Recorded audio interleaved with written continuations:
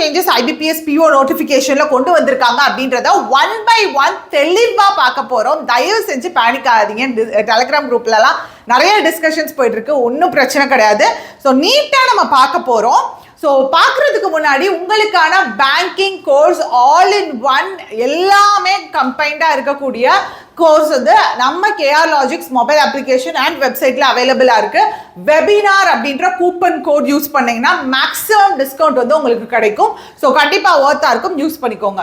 So இப்போ first பார்த்தீங்க அப்படின்னா பேட்டர்ன் சேஞ்ச், இதுதான் நிறைய பேருக்கு புதுசாக இருக்கிறது.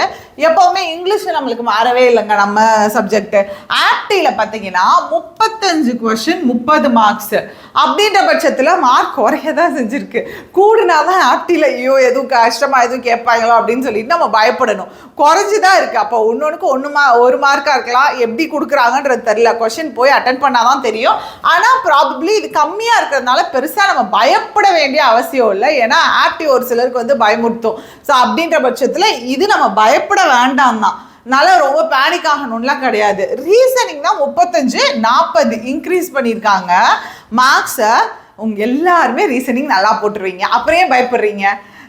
அவங்களுக்கு வரக்கூடிய சப்ஜெக்ட்டு எல்லாத்துக்குமே ஈஸியாக பண்ணக்கூடிய சப்ஜெக்ட் ரீசனிங், அதில் மார்க் கூட்டியிருக்காங்க. அப்போ பயப்படணும்னு அவசியம் இல்லை இல்லையா? ஏதோ ஒரு கொஷனுக்கு 2 கொஷனுக்கு 2 மார்க் அப்படின்ற மாதிரி வைக்கிறாங்கன்னா அதுக்கு பயப்படணும்னு அவசியம் கிடையாது. ஸோ அடுத்தது பார்த்தீங்கன்னா ரீசனிங் 40 கொஷின்ஸு 60 மார்க்கு. அடுத்தது இது இன்னும் எப்பயுமே கேட்குறது தாங்க, ஃபைனான்ஷியல் அவேர்னஸ்க்கு கொஞ்சம் இம்பார்ட்டன்ஸ் அதிகமாக கொடுத்துருக்காங்க. நீங்கள் மோஸ்ட்லி வந்து இன்டர்வியூவில் அட்டென்ட் பண்ணிங்கன்னா பேனல் மெம்பர்ஸே நிறைய வாட்டி சொல்லியிருக்காங்க, என்னப்பா இவங்க இவ்வளோ கஷ்டமான ஆப்டிடியூடு இவ்வளோ கஷ்டமான இங்கிலீஷ் எல்லாம் வந்து கிராக் பண்ணிட்டு தான் மெயின்ஸ் எல்லாம் கிராக் பண்ணிட்டு இன்டர்வியூ வராங்கன்னு பேசிக்கான ஃபைனான்ஷியல் அவேர்னஸே தெரியலையேம்மா, என்னம்மா இதெல்லாம் நீங்கள் சொல்லிக் கொடுக்க மாட்டீங்களா அப்படின்னு சொல்லிட்டு அவங்க கேட்குறாங்க. இன்டர்வியூ பேனல் மெம்பர்ஸ் கேட்குறாங்க. அப்போ நம்ம வந்து ஃபுல் ஃபோக்கஸ்டாக எப்படியாவது கிளியர் பண்ணணும்னு படிக்கிறப்போ நம்ம பேசிக் ஒரு பேங்கிங் நாலேஜோ பேசிக் எக்கானமி அவேர்னஸோ ஃபைனான்ஷியல் அவேர்னஸோ தெரியாமல் இருக்கலாம். ஸோ அதுக்காக கூட பார்த்தீங்க அப்படின்னா இந்த மார்க் ஸ்பிளிட் அப் வந்து கொஞ்சம் இன்க்ரீஸ் பண்ணியிருக்கிற மாதிரி இருக்கு. ஸோ மித்தப்படி பார்த்தீங்க அப்படின்னா மித்தது என்னது, இது 35 இங்கிலீஷ் 35 இங்கிலீஷ்க்கு வந்து 35 கொஷின்ஸு 40 மார்க். இது ஒன்றும் பெரிய வேரியேஷன் கிடையாது. அடுத்தது டேட்டா அனாலிசிஸ் அண்ட் இன்டர்பிரேஷன், அதில் பார்த்தீங்கன்னா 35 கொஷின்ஸு 50 மார்க்கு. ஸோ இதில் அதுக்கு அடுத்து முக்கியமாக நம்ம ஏரியா டிஸ்கிரிப்டிவ் ரைட்டிங் 2 கொடுத்துருக்காங்க 25. அப்போ டோட்டலாக இங்கிலீஷ்க்குன்னு வர்ற மார்க் தான் உங்களுக்கு அதிகமே. 50 + 25 75 மார்க் இங்கிலீஷில் மட்டும் உங்களுக்கு வரப்போகுது. தயவு செஞ்சு நான் சொல்கிறேன், இன்னும் நிறைய பேர் இந்த டைம் வந்து சக்ஸஸ் மீட்டில் நீங்கள் எடுத்து வீடியோஸை பார்த்தீங்கனாலே தெரியும், மேம் உங்கள் வீடியோ கோர்ஸ் மட்டும்தான் நாங்கள் பார்த்துருக்கோம், இங்கிலீஷ்க்கு உங்களை மட்டும்தான் நாங்கள் ஃபாலோ பண்ணியிருக்கோம் எக்கச்சக்கமான பேர் சொல்லியிருக்காங்க. நீங்கள் வரி பண்ணாதீங்க, டெய்லி செஷன்ஸ் மட்டும் தயவு செஞ்சு மிஸ் பண்ணாமல் அட்டென்ட் பண்ணுங்கள்.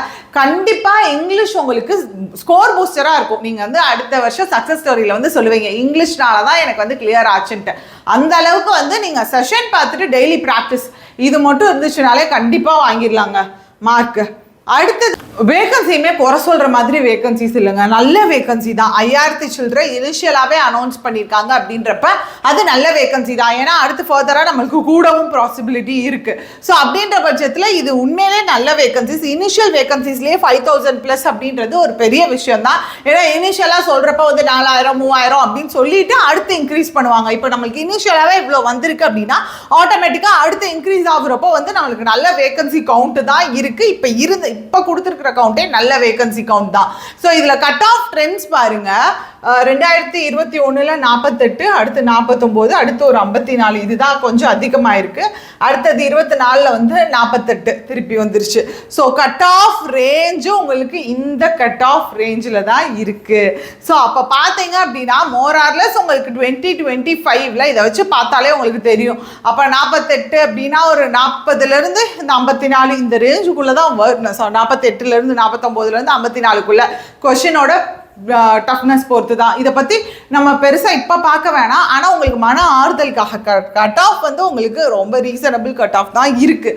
ஸோ நம்ம பார்க்க வேண்டியது, நம்ம பண்ண வேண்டியது என்னென்னா, பேசிக் இன்னும் நீங்கள் தரவு பண்ணாமல் இருக்கீங்கன்னா எந்தெந்த சாங் உங்களோட வீக்கர் ஏரியா எதுன்னு பார்த்துட்டு அதை இன்னும் ஸ்ட்ரென்த்தை நல்லா பண்ணிக்கோங்க. அண்ட் அடுத்தது பார்த்தீங்கன்னா உங்களோட ஸ்ட்ராங்கர் ஏரியாவில் தான் மித்தவங்களை விட நீங்கள் உங்களை டிஃப்ரென்ஷியேட் பண்ணி காமிக்க முடியும். ஸோ உங்களோட ஸ்ட்ராங்கர் ஏரியாவை நல்லா ஸ்ட்ரென்தன் பண்ணிக்கோங்க. வீக்கர் ஏரியாவை பார்டரை நம்ம தாண்டணும். அதை நீங்கள் ஸ்ட்ராங் பண்ணிவிட்டு உங்கள் ஸ்ட்ராங்கர் ஏரியாவை இன்னும் ஸ்ட்ராங்கர் ஆக்குங்க. ஸோ கண்டிப்பாக இந்த வருஷம் 2025 உங்களோட வருஷமாக இருக்கட்டும். உங்களுக்கு என்ன குவரிஸ்னாலும் நீங்கள் என்னை தாராளமாக காண்டாக்ட் பண்ணலாம். என்னோட நம்பர்ஸ் கூட டிஸ்பிளே பண்ணுறேன். நீங்கள் எதுனாலும் காண்டாக்ட் பண்ணுங்கள். கண்டிப்பாக இந்த வருஷம் எக்ஸாம் கிளியர் பண்ணுங்கள். அண்ட் டெய்லி செஷன்ஸையும் மறக்காமல் அட்டென்ட் பண்ணுங்கள். So ta-ta bye, see you guys. என்னோட சக்சஸ்க்கு மேஜர் பார்ட் வந்துட்டு ரீனா மேம் வந்து என்னோட இன்ஸ்பிரேஷன். மேம் ஆக்சுவலா இங்கிலீஷ்லாம் வந்து நான் எதையுமே நான் ஃபாலோ பண்ணவே இல்லை. உங்களுக்கு வந்து நான் பேசிக்ஸ்ல இருந்தே ஃபாலோ பண்ணிட்டு இருந்தேன். எல்லா கடித்தும் ரீனா மேம் ரீனா மேமோட அட்வான்ஸ் இங்கிலீஷ் பேட்ச் வாங்கியிருந்தேன். அது ஃபுல்லா பார்த்தேன். எல்லா பேசிக்ஸ்மே வந்து நான் மேமோட வீடியோஸ் பார்த்து தான் ஸ்ட்ராங் ஆனது. Thank you ma'am. பெருசா இங்கிலீஷ் தான் ரொம்ப இம்பார்ட்டன்ட் ரோல் ப்ளே பண்ணுச்சு. மேம் லைவ் உங்க கிளாஸ் மட்டும் தான் பார்ப்பேன். கிளாஸ் பாக்குற டைம் வந்துட்டு என்ன இருக்கோ இல்லையா, இப்ப சாப்பிட்டுட்டு இருந்தா கூட சாப்பிட்டு ஒரு கையில சாப்பாடு இன்னொரு கையில போன் உட்காந்துட்டு உங்க வீடியோஸ் அப்படிதான் பாத்துட்டு இருப்பேன் மேம். சோ இங்கிலீஷ்க்கு ரொம்ப தேங்க்ஸ். இங்கிலீஷ்ல வந்து சிங்கிள் டிஜிட் தான் நான் வாங்கிருக்கேன். ஃபர்ஸ்ட் ரொம்ப எதுவுமே தெரியாம வந்த போல சிங்கிள் டிஜிட் வாங்கிருக்கேன். அப்ப வந்து ரீனா மேமோட கிளாஸ் பாப்பேன். ரீனா மேம் அவங்க தான் கத்துக்கிட்டேன். அவங்களோட வீடியோ கோர்ஸ் மட்டும் தான் நான் படிச்சேன், வேற எதுவுமே